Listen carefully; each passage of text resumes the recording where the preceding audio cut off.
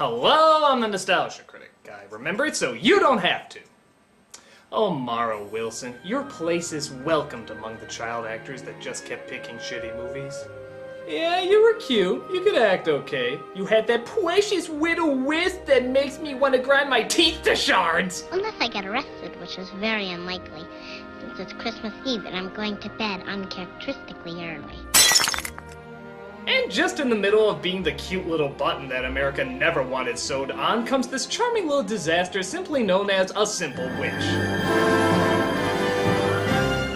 Oh yeah, this is a nightmare of adorable proportions. It's clunky, it's stupid, it's as awkwardly enchanting as a magic show performed by Janet Reno. It's just one friggin' mess.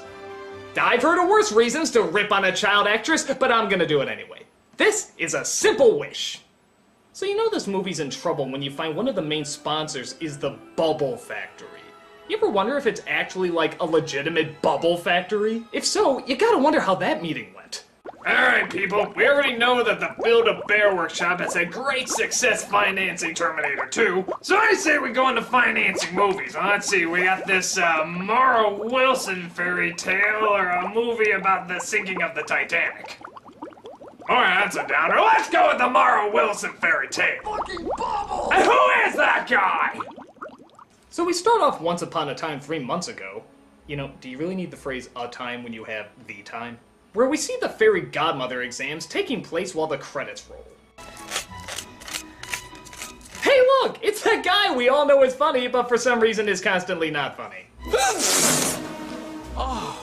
Yes, Martin Short, for whatever reason, always decides to leave his talent at home whenever he goes on screen. I don't know if he needs better direction or a better agent, but needless to say, his scenes do have sort of a, oh, how do I put it? Je ne sais drop dead Fred to them. Limbo, limbo, limbo like me. Oh.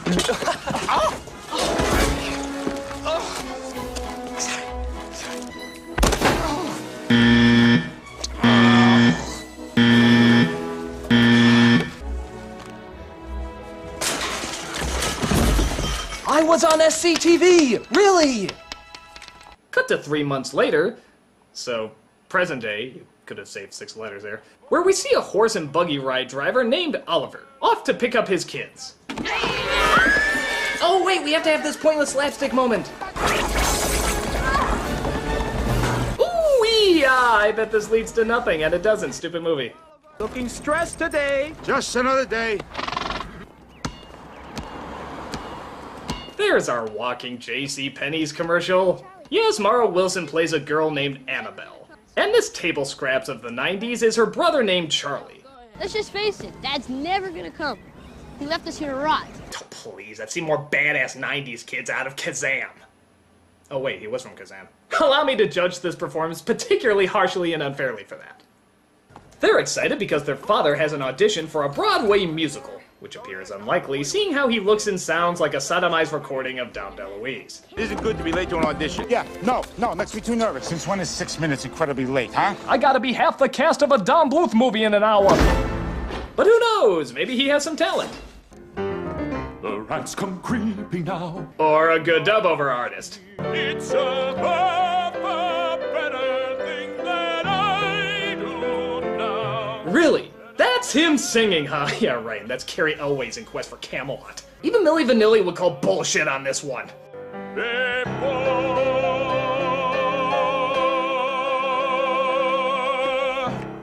And for my next audition, I'll sing Charlotte Church and Josh Groban both at the same time.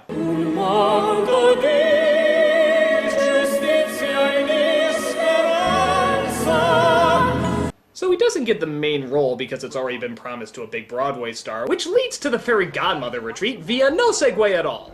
Hard to believe another year's gone by. Why do we have to check our wands? Really, I feel naked without mine. Well, it's like in the Old West. All the cowpokes had to check their guns before they moseyed into town, especially in Dodge City. And that's why nobody got plugged. Yes, it's like going to an NRA meeting and asking everybody to check their rifles. I'm sure everybody's gonna follow that and nothing bad is gonna happen at all. But one fairy godmother forgets to make it to the retreat. Guess which one that is? You don't look a whole lot like the one in Cinderella. Oh, you mean the whole guy thing? Can I ask you something? What difference does it really make where the magic comes from? Indeed, as a middle-class white American male, we have been oppressed too long. Boy, this is some swell room, huh? Well, Missy, look at all the gas. Step away from the unfunny writing! Hello there. My name is Murray. So while you might be wondering why he looks like Doctor Who if he graduated from Hogwarts, Murray realizes he's late for the retreat and leaves Annabelle accidentally dropping his magic wand behind.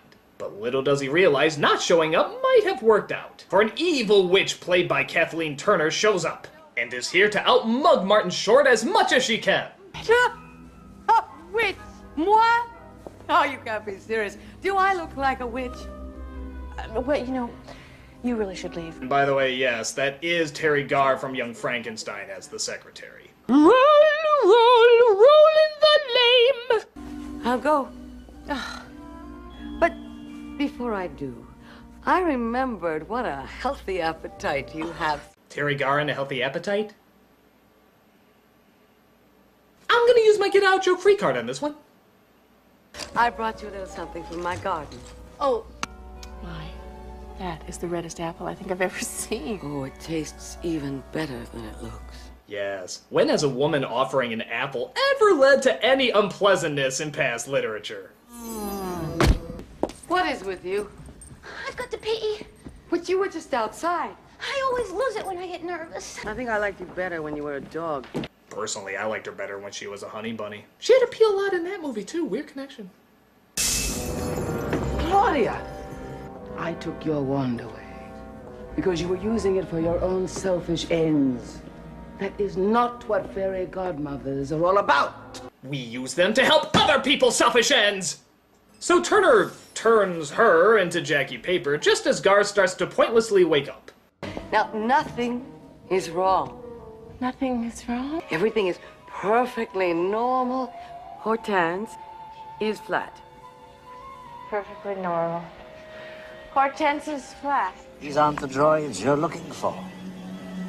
These aren't the droids we're looking for. She locks all the fairy godmothers downstairs and leaves with all the wands. While that's going on, we see Annabelle and her father discuss the always classic single parent syndrome that seems to infest most children's fairy tales. Dad, remember how you said Mommy went to heaven? How she's an angel now? Mm-hmm. Where are you making that up? Well, I believe that, but I also think that there's a big part of her that's right here. Where? No, I see her when I look at you. Now, in all fairness, this is not that bad a scene. In fact, a lot of the moments with Annabelle and the father actually work okay. I surprisingly find myself more interested in him getting the part for the play and her connection with him much more interesting than anything else in this movie. Oh, speaking of which. Hello? I heard you were having a dramatic moment. I'm here to mug it away. No, let me guess. He shows off his funny faces and does something clumsy. Abraca fast forward.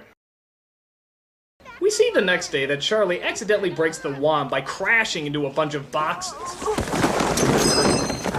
Yeah, did you get his license number?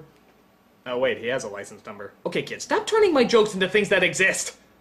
So while drinking her dry ice, Turner realizes that one wand is missing. The one Annabelle has, of course, and in order to rule all the blah blah yada yada yada, she has to find it.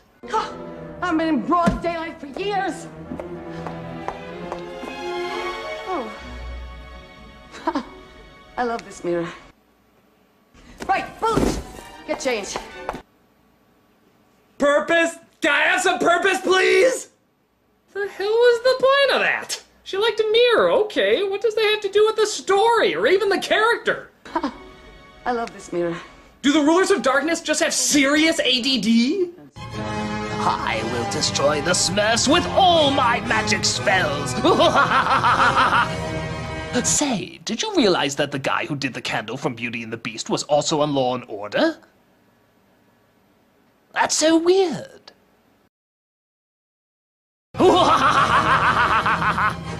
So while at school, Annabelle tries to put her wand back together, but the teacher is not pleased with her lack of focus. Oh, please, can't be any worse than this lack of focus. It's something I have to fix. It's not our assignment. Hand over your toy. It's not a toy. It's a magic wand. Now give that to me. Don't make her go Matilda on your ass! I wish you'd let me have it.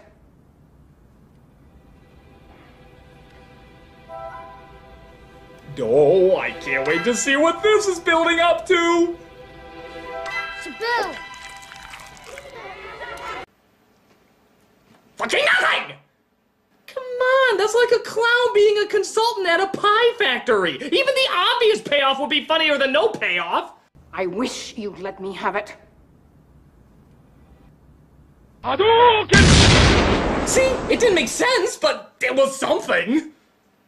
So she leaves the classroom and comes across Murray, who, despite seeing that the wand is broken, thinks he can still get it to work.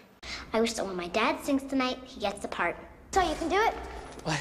Yes, but not here. See, the grantor of the wish, namely me, has to be within 100 yards of the beneficiary, which is your father. Jesus, this movie has more rules than a Dungeons and Dragons game.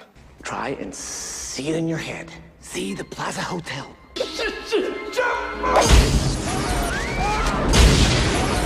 Okay, that doesn't happen, despite how nice that would be. But we do see them accidentally end up at the Plaza Motel in Nebraska, which is not as impressive. Oh, you're unbelievable. Can't you even admit it? Admit what? That you blew it. You totally screwed my wish. I did not. You did too. Did not. Did too. Did not. Okay, as fucking riveting as this dialogue is, why doesn't he just transport them back? Why are they still there? Is that ever explained? I mean, we're 40 minutes into this clunker, and the most magical thing that's happened so far is we've gone to Nebraska! Is there anything in this scene that needs to keep us in this location? Okay, a possible chance for death. I'm all for that. Oh, Roy. It ain't Roy. But it says on his shirt. It ain't my shirt. So who's Roy? Got a brother, Roy. Is that his shirt? Was. Roy is dead. I needed a clean shirt. Wonderment. Enchantment. First degree murder over a brother's clean shirt. Look out, Mary Poppins. You've been whimsied. What they call? Hang on to that. Hang on to this. Now you just listen, you good old boy. Now you get those pussy taters out of your ears. Listen real good. Okay, just because it worked in your one-man show doesn't mean it's going to work here. Not everyone has a My Big Fat Greek Wedding. Hey, stop right there. What you gonna do? Wave it around, turn me to some little bunny rabbit. Do it, Murray. Turn him into a little rabbit. Fuck him up, Murray. Fuck him up something good. Shampoo!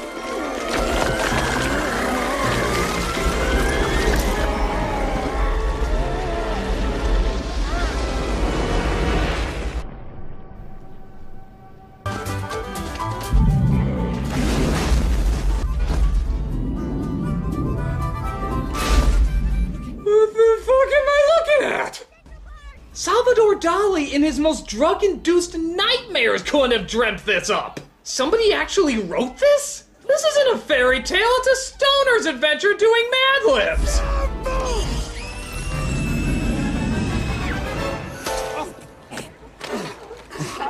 It's my favorite part of Central Park.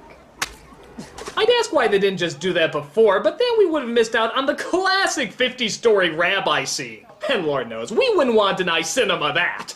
So they find the father, and Murray tries to finally grant the wish. Boom! But then he accidentally turns him into a statue. We are supposed to be rooting for this guy, right? I mean, there's making mistakes, and then there's just committing these horrible crimes of hell magic. At what point do you draw the line? I wish that when my dad sings tonight, he gets the part. Absolutely! Zoom, zoom, zoom, zoom, boom! Oh, I accidentally started the Hunger Games. I'm so sorry, people dying everywhere. But you know, I'm so quirky! So they head to where the fairy godmothers meet so they can figure out how to get their father back. Only to find a flattened Judge Doom here. Surprise! I tried to keep my wish simple. There's no such thing as a simple wish. If only that were true. This spell of Murray's, it must be lifted before midnight. After that, your father will most likely remain a statue forever. You promised her what? Nothing, I just said that we'd get the wands back. Yeah, another nice segue. We don't know why getting the wands back will fix everything, or why they can't just wait for the other one to be fixed, or why they can't just find another one. I mean, there has to be extras. Or why the hell they can't just unlock the door and ask one of the other fairy godmothers down there to help. In fact, do we ever see them again? I don't think we do! For all we know, they're just left down there, starving to death, hanging on to what little life they have. Good news, fairy godmothers, you're free!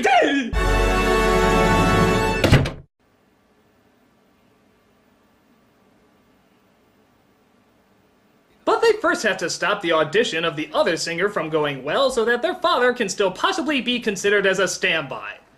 Okay, your father's a pigeon toilet right now and may stay like that for the rest of his life. Fuck the audition and focus on bringing him back to life, you priority-skewed mental cases! What's going on here? Oh no, it rained a bit, and he can still sing. That was pointless. This movie has more padding than a goddamn hockey player. So he tries another spell to give him a frog in his throat. Literally.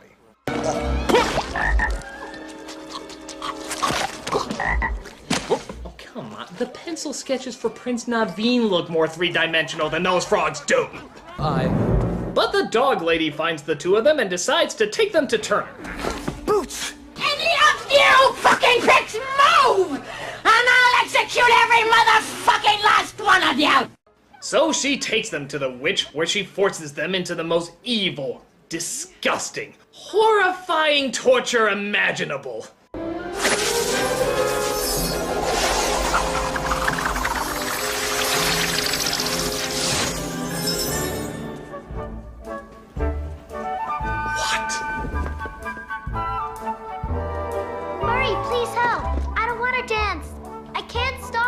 Somebody help! I'm being slightly inconvenienced! Oh, come on, Claudia. This is so demented.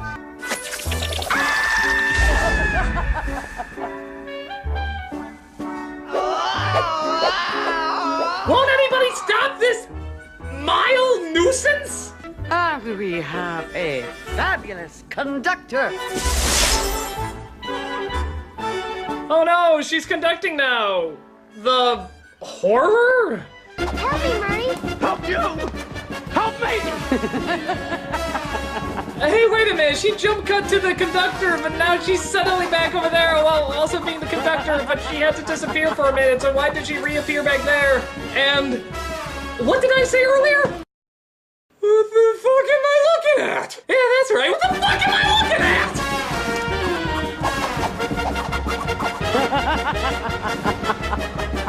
Here it goes!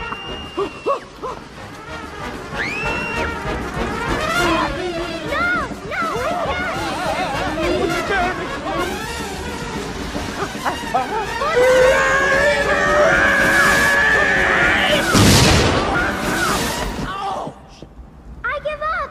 I'll tell everything you want to know! Just give me a better agent!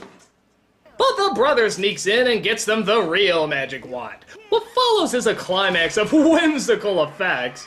I mean, I know nothing can outdo that jump cut from earlier, but still they're pretty impressive for a first-year CG student. And Turner accidentally zaps the mirror, which somehow causes her to get sucked into it. Yeah, that was the connection from earlier. Remember how she said, "I love this mirror"? That apparently was code for if I zap this thing, I'll be entrapped in it for all eternity. You know what would have been more constructive and explanatory? If she said, "Hey, if I zap this thing, I'll be entrapped in it for all eternity." Scripts. They're not just for plays anymore. The wand turns everything back to normal, the singer gets into an accident, which means the father gets to perform, of course he's a big hit, and they all live goddamn stupid movie ever after. So, on a scale of 1 to 10, this blows. The story's not very focused, the comedy's not very funny, the characters are not very relatable, and even the effects are ridiculously lame. Granted, some of the scenes between the father and daughter work, and to her credit, Mara Wilson isn't all that bad in this. But I'm sorry, I'm just not a fan of her movies. I mean, it's like everything Mara Wilson touched back then just turned to crap. I mean, look at her, with her couch, her modern-day haircut, her 25-ish-year-old body, her vengeful eyes that seem to be looking directly at me right now. Hello, Critic. Mara Wilson? I heard you've been saying some pretty nasty things about me. Oh, hey, forget it, Missy. You knew what you were doing back then as a kid. If you didn't want people like me making fun of your work, you wouldn't have chosen so many crappy movies. I don't care how old you were. So you think kids should be held accountable for what they film, no matter what their age? Damn right, sister! Because I came across some interesting videos from a little town called Bothell, Washington. Bothell, Washington? Yes, of a certain internet critic who made movies when he was a young lad. You're bluffing. You don't really have those videos. Roll the film. I am Humpty Dumpty. Ah, isn't it wonderful? Oh my god, I thought I had these burned! I'll tell you what the problem is. We are aliens. Just look at those performances.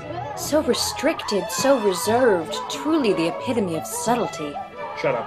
And just look at those glasses. Only a true master of character would wear something so hideously embarrassing. You're a regular Daniel Day-Lewis. Shut up! And how brave of you to go with those braces. Tell me, was it meant to look like your teeth were eating over them? Shut up! The acne is a nice touch, too. I bet you purposely never showered just to get that effect. It was Seattle during the grunge era! None of us did!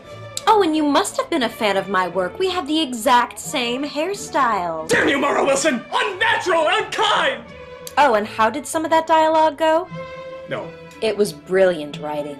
You wouldn't dare. Totally unforgettable. Mara, please! Ah, now I remember. I like wearing women's clothing. It is fun. No, damn it! No, you didn't see that! Turn it off! Turn it off! Oh, yay, the daily night! No! My god, how could you be so heartless? How could you be so cruel? Unholy she-demon! Well, so long, Critic. I'm sure now that the public have seen your brilliant choices as a child, they'll be just as accepting as you were of mine.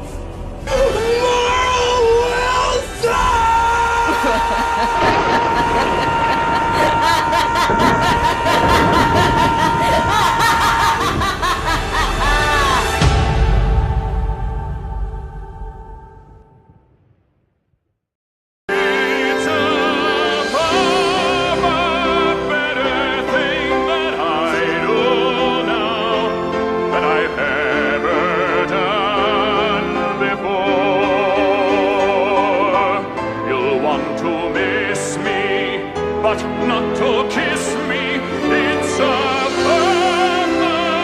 better thing that I do now. You're a regular Daniel Day-Lewis. Shut up!